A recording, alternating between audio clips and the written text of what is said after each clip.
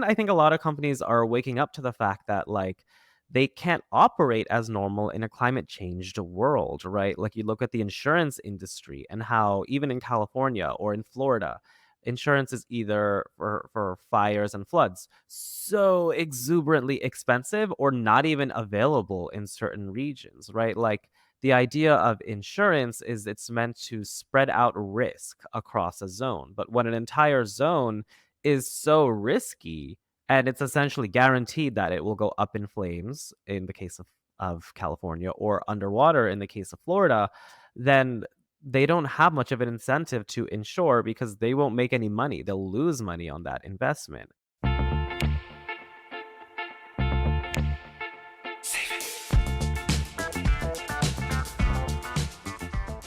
You're listening to a Climate Change. This is Matt Matern, and I've got a great guest on the program, Saad Amer.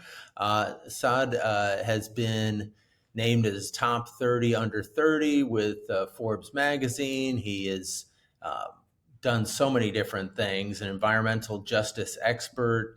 He has worked with a lot of different organizations, including the IPCC, has been an expert reviewer for them, which everybody knows that's the UN group which runs the COP programs, the COP conferences. He's been profiled in Nature, Vogue, and the New York Times. Went to Harvard, founded Justice Environment, a social impact, and just doing great work out there in the community. Welcome to the program. Hi, Matt. Thanks for having me. Super excited for the podcast. Well, tell us a little bit about your background and what led you to the environmental space, and kind of what inspired you. I mean, for me, I started my work when I was fairly young. I was very much inspired by actually my high school bio teacher, Mr. Murray. Shout out to Mr. Murray. He actually I had him for my first period of my first day of class ever in high school, and we kind of just clicked. And we took a trip to some land nearby the school, and eventually would end up creating an entire organization around this land. Our school actually, lobbied to get that 100 acres permanently preserved through the local town. And I developed a big educational program around it to bring out thousands of students from across New York State to the preserve to learn all about climate change, about ecosystem restoration, about pollution, all that good stuff. And really just loved being in nature and loved working with my local community. Well, that's such a great story, and certainly an inspiration to people who are teachers to say, hey, you can impact young students' lives, and they go on and regenerate that knowledge and pay it forward to so many other people. So I mean, I think educators a good teacher can fundamentally alter the course of your entire life. And the thing is, most teachers are good. You just have to give them a chance and connect with them. It's a type of profession you don't take lightly, and you don't go into. People don't become teachers for the money, right? Like, we certainly could stand to pay teachers a lot more, given all the incredible work that they do. And everybody has that certain teacher in their life that has kind of touched them, that they sort of remember them having some sort of impact. And I was fortunate to have a few. Mr. Murray has, even to this day, I still see him. Is just one of those people that I can always go to for wisdom and for a sense of grounding. And I think teachers help you learn how to think, which is a really important skill, one that I think a lot of people are lacking these days. And, it really can shift the course of your whole life. And that certainly was my experience. And so I hope people take time to. I don't even I can't even fathom how to ever repay Mr. Murray for the impact that he's had on my own life, and I can only imagine that so many other people feel the same way about their teachers, and I'm hoping that we're able to pay them more and that they get a better place of respect in our society, because I think they're very fundamental to everything. well, amen to that. And my brother and sister, who are both teachers in an underserved area of the south side of Chicago, are probably can appreciate that. Tell us then, where did your journey take you next, and who inspired you beyond that? Well, after high school, this was like a while ago, so but after high school, I ended up getting into Harvard, where I studied environmental science and public policy, and I did a bunch of climate and sustainability work while I was in college. Sort of, I started doing a lot of bio type research. I ended up in French Polynesia, and the team that I was with, we discovered a new hybrid species, and I loved working in the lab, but I felt I really wanted to expand and do stuff that was more on an ecosystem level and a societal level. And when I discovered this sort of intersection of how people are really impacting our planet, I felt there was so much more in that space, and I didn't understand why economists weren't talking more to policymakers and why they weren't talking more to scientists and why there wasn't a convergence across all of these different spaces. And as an undergrad, I had the chance to work at Harvard's Office for Sustainability and ended up working on the university's first sustainability plan,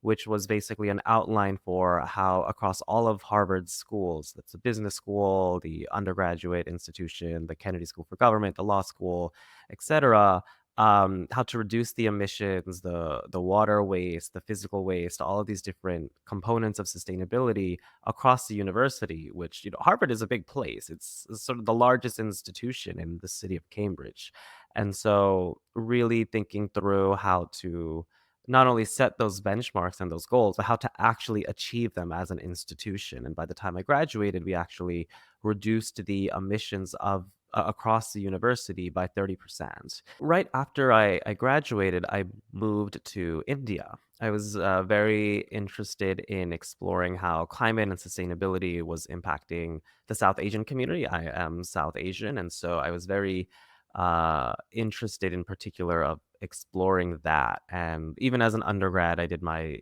senior research project on sustainability and energy systems in India. So I was very excited to go there and really be on the ground. And I ended up in Darjeeling, which is in the northeast of India, in the foothills of the Himalayas, right on the border of India and Nepal. And I was working with A-Tree, which is the Ashoka Trust for Research in Ecology and the Environment, a really great Indian NGO that does a lot of work on biodiversity and sustainable development, and was working on a series of sustainability projects out in Darjeeling. I was living in these remote villages, some of which didn't have access to clean water or electricity, and so was really working with these villages that were and are being inundated by the impacts of climate change. We talk about how climate change impacts the most extreme communities the most extremely, and you don't get much more extreme than the Himalayas. And so, the weather patterns are in many ways destabilizing. And out there in South Asia, there's a monsoon season, which is the rainy season. And what we're seeing as a result of climate change is the wet season is a lot wetter and the dry season is a lot drier. It's actually what a lot of people have recently been describing in California as well. And, when you have those types of intense, extreme moments, it leads to so many ecological changes. And there it was in many ways devastating the ability of the locals, of the villagers, to grow food.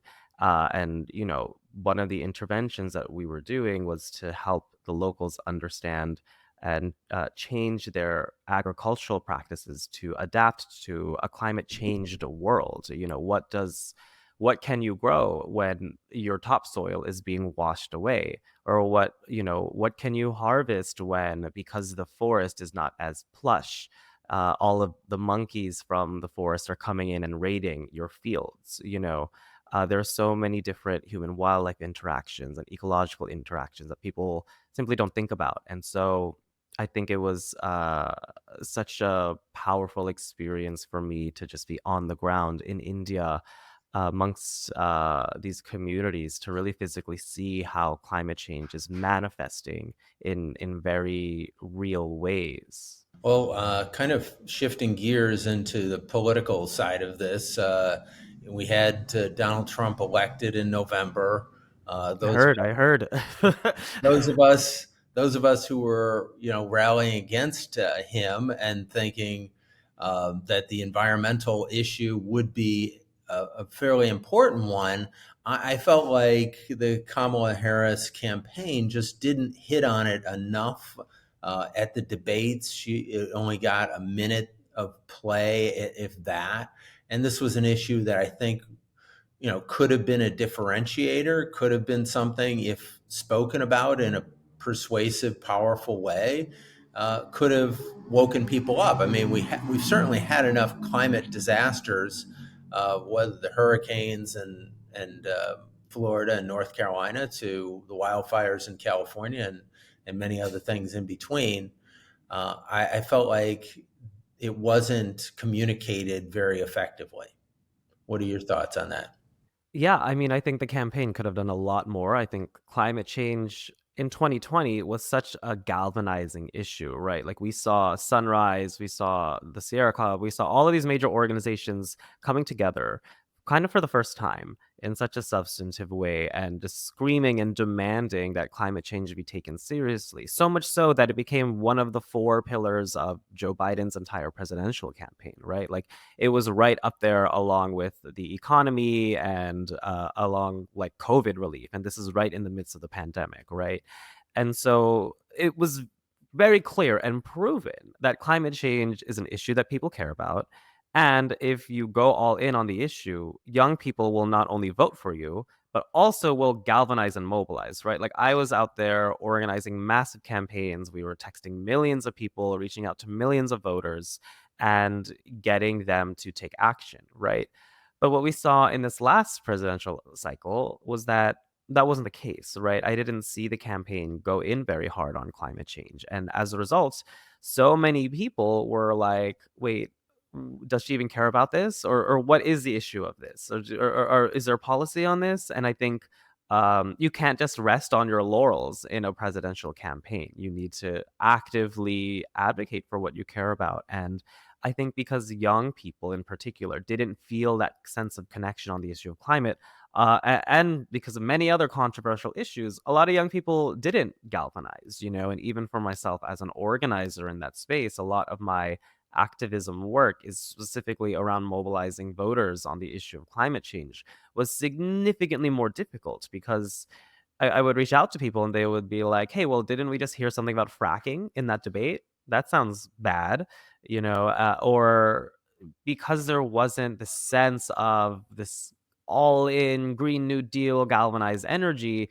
I think a lot of people weren't exactly sure, and so you lost a lot of people in the riffraff, and those people could have otherwise not only voted, I'm sure many of them still did, but it's not just about voting, right? You need to have a certain level of voter enthusiasm because that's what's going to get people to actually talk and convert people in their own communities to be voters as well and to care about the issues that you care about.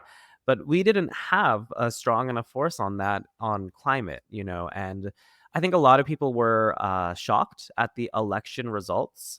We saw, people like, "Oh my god, so the House, the Senate, the presidency, everything went to the right. How could that be?" And I was just like, "Well, even the left went to the right, right?" Like we weren't messaging towards that sort of like liberal climate whatever base. We saw the presidential campaign try and go so far in the middle to appeal to those same people. And so if everybody's going to the right, I'm confused how people are surprised that the results went so far to the right because that's what was being advertised and that's what people were promoting.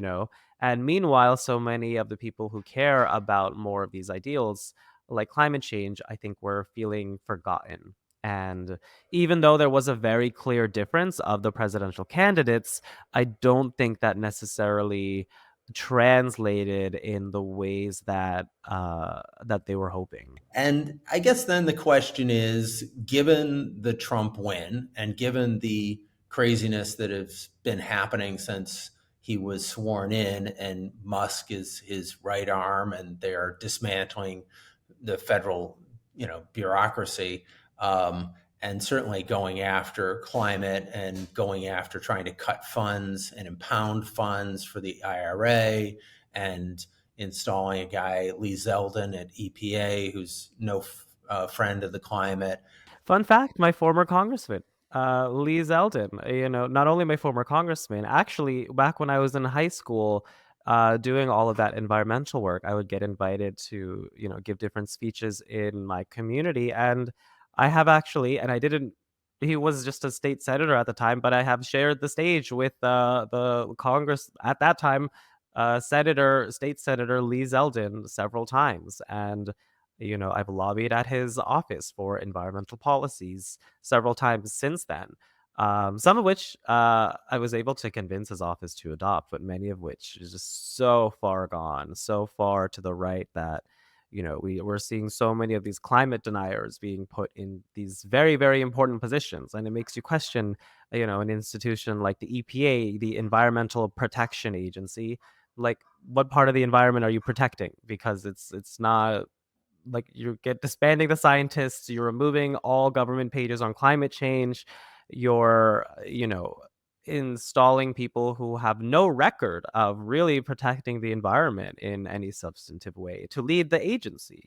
And that's just the EPA, which is, of course, a big deal. But then you look at something like USAID, which was just defunded in a lot of ways. And the project that I was talking about in Darjeeling, that nonprofit actually, that project was on a multi-million dollar USAID grant, right? So you think about those experiences for me that were so formative, and you think about and I think about the impact that that project had across the region and the multiple scientific studies that came out as a result. And then those things just vanish now? Because why? It doesn't make sense, and I think we're doing so much active damage to our planet and to our communities and to international relations, and we're seeing our government institutions, which only exist because they have so much public trust, being dismantled, and now people are questioning the entire institutions as a whole, and that will and is leading to so many problems. Well, so given the set of circumstances we find ourselves in, what are your thoughts as to dealing with this? I know that one area of attack has kind of been through the courts, and the courts have shut down a number of Trump's moves on this front, though Trump's acolytes and Trump himself have kind of indicated they may disregard what the courts are going to say. Let's hope that doesn't happen. But other than through the courts, what are your thoughts on mobilizing or taking effective action to either stop the Trump agenda or working around it in some way, shape, or form? I kind of feel like maybe Tai Chiing the Trump energy may be more effective than the full frontal assault method. I think it's complicated because so many things are happening, right? Like, even just now, you mentioned several things that are happening. I mentioned several things that are happening, and that's just the surface level of what is happening, right? So it is so complicated that I think part of their strategy is to just put out a shitstorm of stuff that is so shitty that the news, the public can't even grasp onto what's happening because so many negative things are all happening at the same time. It's not just one story, it's so many stories. And when everyone is advocating for their story to be the story, you ultimately end up with no story. And the end of that story is that they're kind of just doing whatever they want, and we're the ones suffering from the consequences. So I think people need to be a lot smarter and a lot more strategic of the stories that we're telling and of the things that we're focusing on. Climate, of course, is a winning issue and is one of the things that not only we know is going to happen, but there's a constant reminder somewhere in the world, right? Whether it's the wildfires that just devastated all of California, or, these like crazy storms that we're having all across the country. There's constant news hooks to sort of form stories around and do the proper storytelling and galvanizing. I also think that, when we look at everything that they're doing, people seem to be surprised, right? Like, I feel like there's this consistent shock of like, oh my God, can you believe that we jumped out of the Paris Accord? And I'm like, yeah, I can, because day one, they already did that, like in the last administration. Also, they said they were going to do that. Also, like, did nobody read Project 2025? Like, we have the playbook, right? Like, we can see like play by play what the strategy is. And people are still acting mystified as to how could this possibly happen? What's going to happen next? It's like, dude, we have the playbook. Like, literally read it. And I think the sort of strategists haven't come up with any sort of strategy. And I think when I look at the Democratic Party, I mean, I don't think anyone is feeling any sense of unity across anything because there hasn't been any common messaging. There hasn't been anything to tie onto. And I think people are feeling a lot of hopelessness in this moment. And that is never good when you're trying to take action, and particularly for the climate movement, I think it's really important that we understand that it's not just 1.5 degrees or 2 degrees or, these certain levels of warming. It's every decimal change of a degree makes a fundamental change to our planet, right? And so whatever scale of impact you can take and whatever emissions you can prevent are really important, right? And so if the federal government is a mess, or however you want to characterize it, that doesn't mean there aren't other modalities of action, right? I think the corporate sector right now is going to become really important, as well as state and local based actions, right? Like what we just saw during the last administration was the passing of the Inflation Reduction Act, which allocates $369 billion dollars to climate and climate energy related projects, and a lot of good environmental justice efforts as well. And so I think it's important for people to understand that that money is still on the table. Much of it has already been allocated to states. Some of it, there will be some tinkering and people will try and stop it.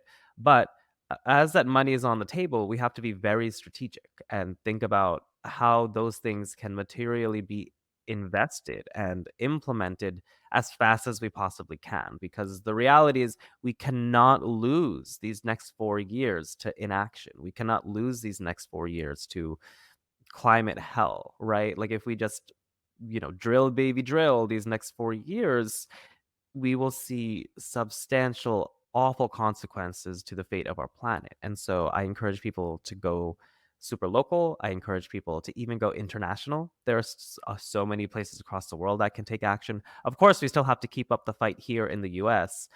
We also need to think more thoroughly about how to be strategic and use our energies and our resources appropriately during this time so people don't immediately get burnt out. It's what, week 2 or 3, and I already feel like people are burnt out and exhausted from the news cycle. Like, we have to think a little bit more strategically about how we tackle these next 4 years if people are already burnt out before even 4 weeks. You know what I mean? Let me pivot for a minute here to kind of the social media world where you certainly have a substantial following on social media. There are a lot of other people out there that you've worked with that have substantial followings, whether it's Al Gore or AOC or Taylor Swift.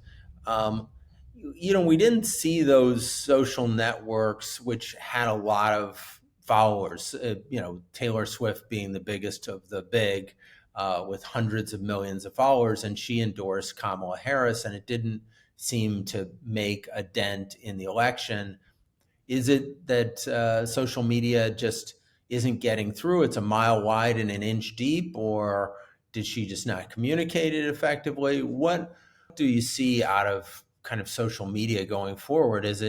Are people actually watching it? Are they being persuaded by it in a substantial way?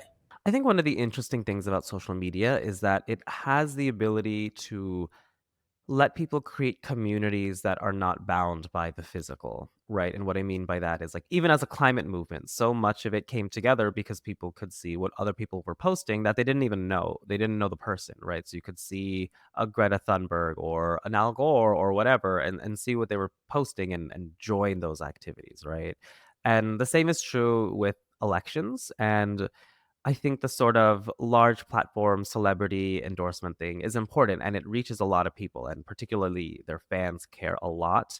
At the same time, we saw like an obscene amount of funding go into campaigns on social media, right? Like, I think a lot of people are thinking, oh, like, did social media do anything? And actually, I think these non traditional platforms shaped the discourse of the entire election. You look at I mean, you saw President Trump on multiple YouTube channels and podcasts. Like, he was just doing the circuits there. He wasn't even going through traditional media, you know? So did Joel Rogan have more of an influence than Taylor Swift and others like, her?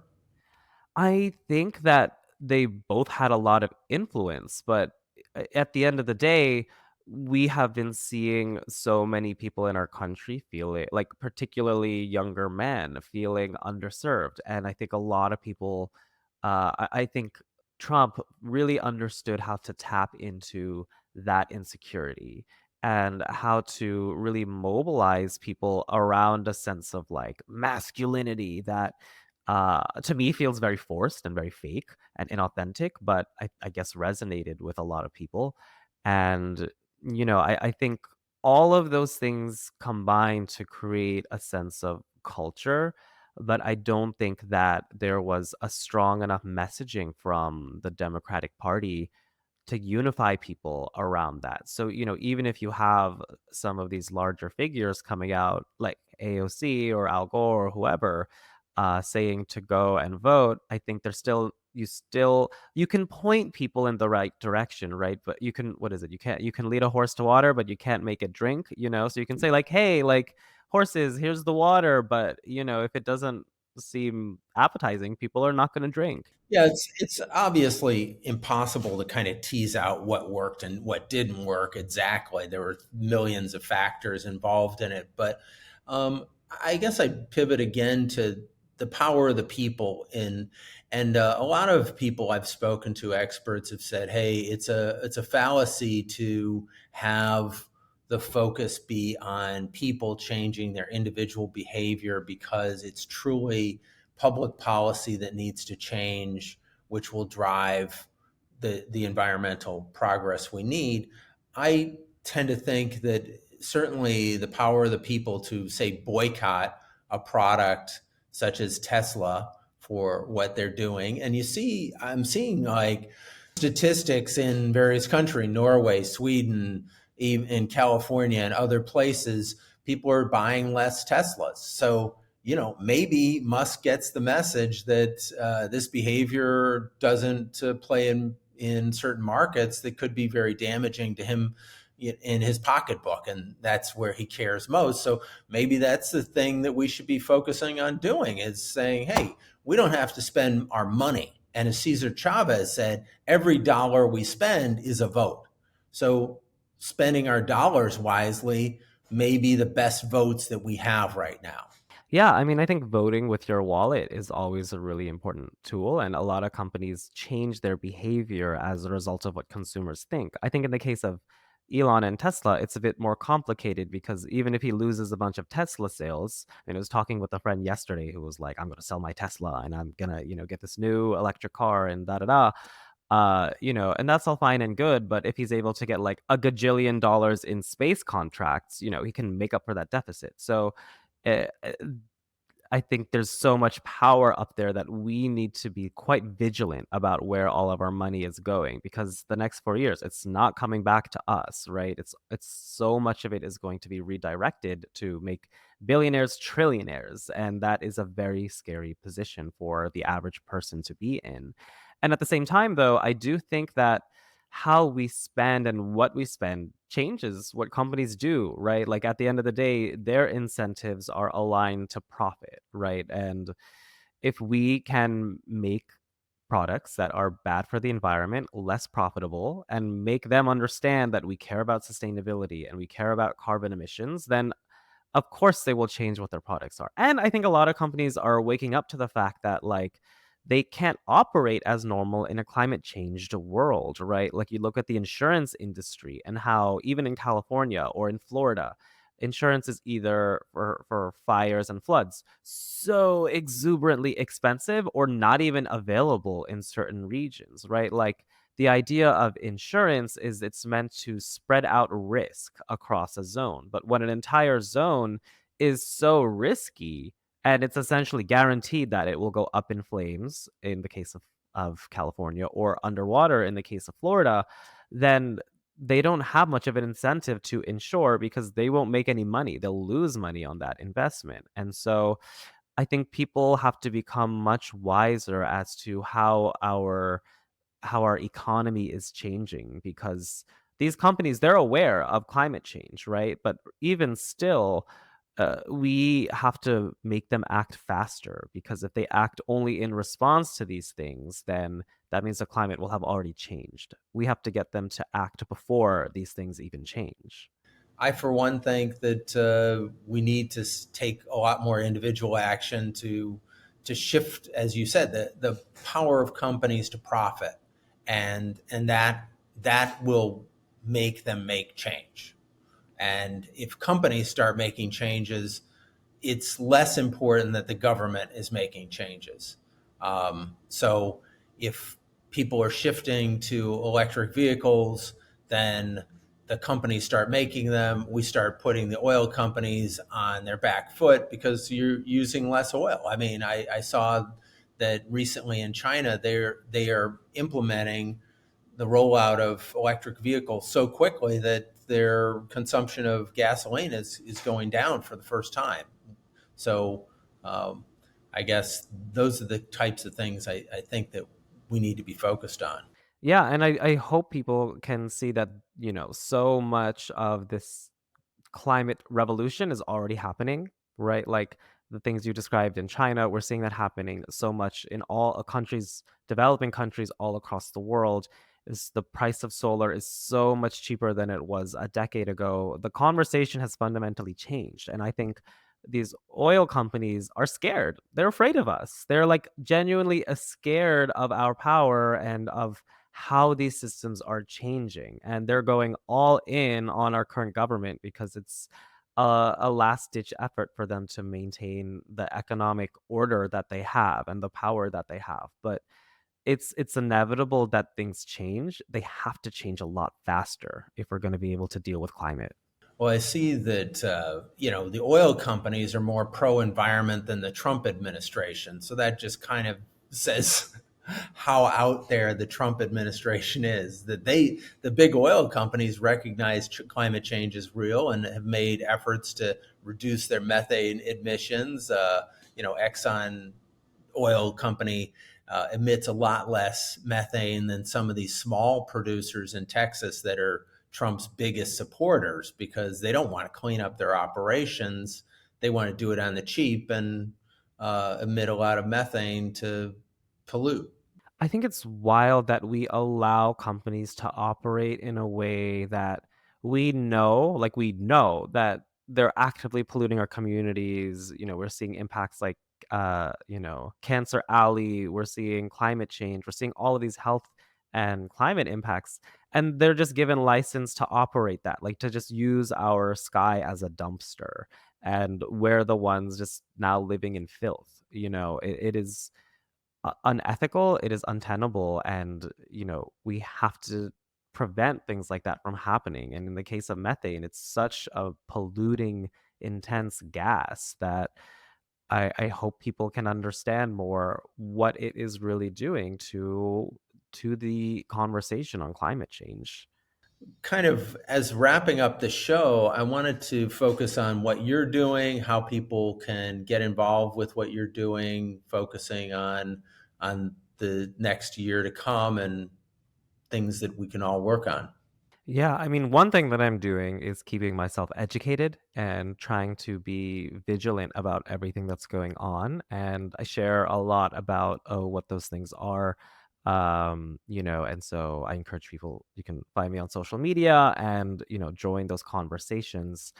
I think for me, a lot of the next couple of years is we still have to keep an eye out for the midterms. We shouldn't lose sight of what that looks like. I'm hoping that we can run better, more strategic campaigns and also have younger, more diverse candidates that really care about these issues. And I think that will inspire a massive wave of action and hope.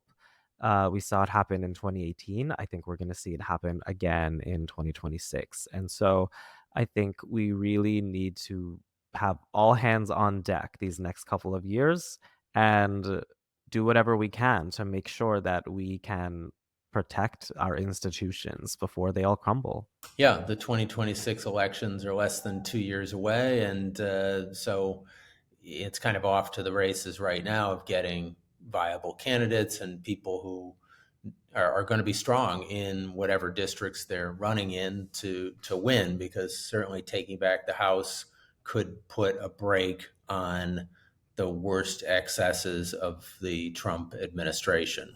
Yeah, and I mean, this is the moment to highlight all the crazy things that are happening, like, there are so many, like, alt-right, crazy, maniacal Congress people across the country, and it's like, "Yo, pay attention," they just got rid of all of your rights, they got rid of your EPA, they got rid of the World Health Organization, they got rid of all these things that, we rely on, and it doesn't have to be this way, right? Like, things aren't supposed to be this way. It can easily change, but we have to be active participants in it, and we can't lose hope in our ability to change the system. Well, on that upbeat note, I think we'll wrap this episode up. But really, a pleasure to have you on the program side, and it's something that we'll be following you in years to come, and certainly like to collaborate with you, because I think the work that you're doing is great, and it's something that we need to have young people more energized. It seemed like the Harris campaign just didn't quite set the young people on fire with enthusiasm. We set the world on fire, just not the hearts of the people. Right. Yeah. We said California on fire, but we couldn't set people's hearts aflame with passion for the environment. But we'll get it done this time. We got this. Okay. Well, let's go out there and do it. Thank you again for being on the show, and good luck in all your future endeavors. Thank you. Thank you. To learn more about our work at A Climate Change and how you can help us reach our goal of planting 30,000 trees in the Amazon this year, visit aclimatechange.com. Don't forget to subscribe to our podcast on Apple, Spotify, YouTube, or wherever you get your podcasts. If you like this episode, please share it with a friend. See you next time.